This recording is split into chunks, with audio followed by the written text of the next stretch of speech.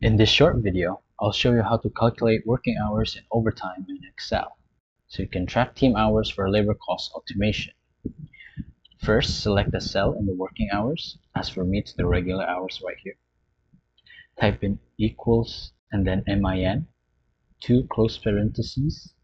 Select the checkout, press dash, and select the check-in this time. And what you need to do now is close it with a close parenthesis, put an asterisk, type in 24, a comma, and 8. With all of this combined, just put a close parenthesis right here and press enter. And that should show its regular hours right here. 8 is the max, since we need to calculate the overtime hours.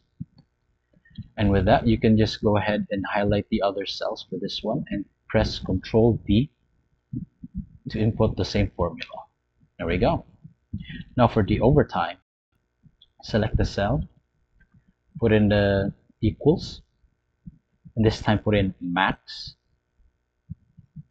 2 close parentheses, and select the checkout, dash, select the check-in,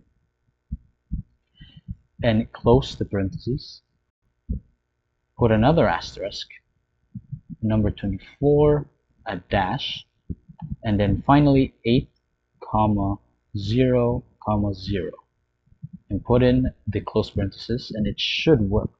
There we go. Now it calculated the overtime hours for John. Go ahead and do the exact same and press Ctrl D for the others. To make it more simple, we can highlight all of it and go to general and put it on numbers so we can see the total numbers and its decimals.